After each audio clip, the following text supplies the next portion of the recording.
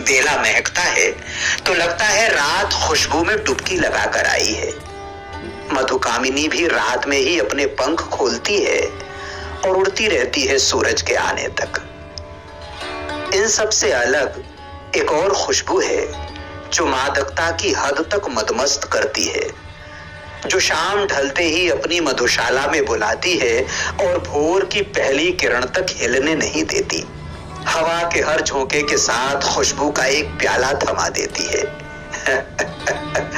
बहुतेरे तो इसकी मादक गंध से इतने अबूझे हैं कि पूरी रात इसके पेड़ के आसपास मंडराते रहते हैं और खुशबू की शिनाख्त नहीं कर पाते।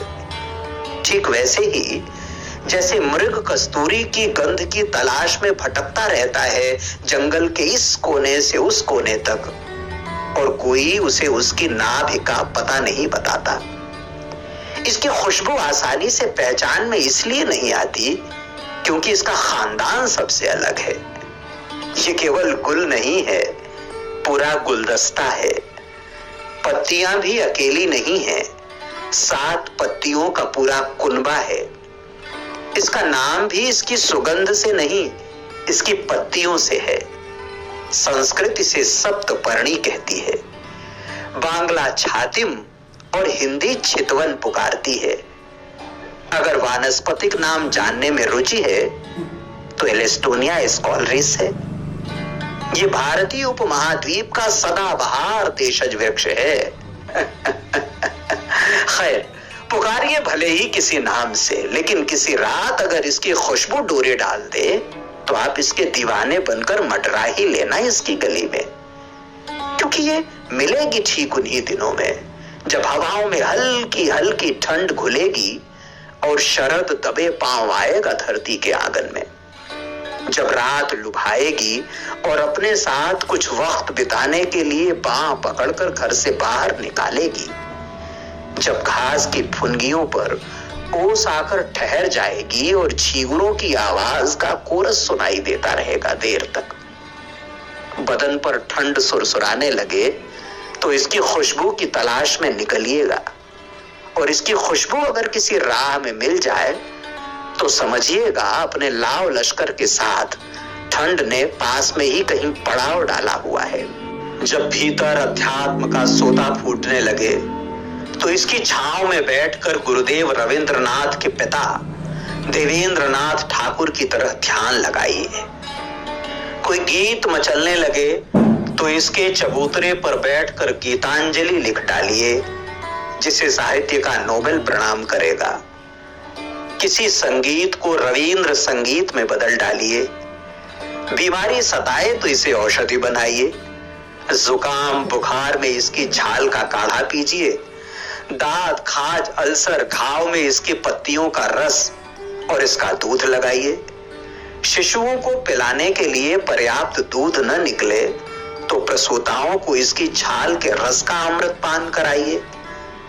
शांत निकेतन में पढ़िए तो डिग्री के साथ इसका एक फूल भी लाइए, और उस फूल के साथ गुरुदेव के संस्कारों की सुरभित संस्कृति भी, क्योंकि शांति निकेतन का दीक्षांत समारोह आज भी सप्तपर्णी की पवित्र गंध से ही गमकता है। विद्यार्थियों को डिग्री के साथ इसके फूलों का गुच्छा भी मिलता है।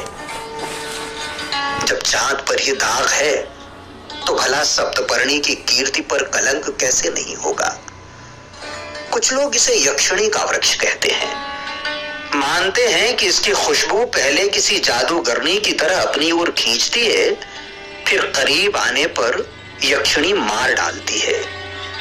लोक कलंक है कि इसमें प्रेतात्माओं का वास है, इसीलिए घना छायादार सदाबहार होने के बाद भी इसमें परिंदे तक घोंसला नहीं बनाते। ऐसा मानने वाले इसकी छाया को भी छूने से डरते हैं।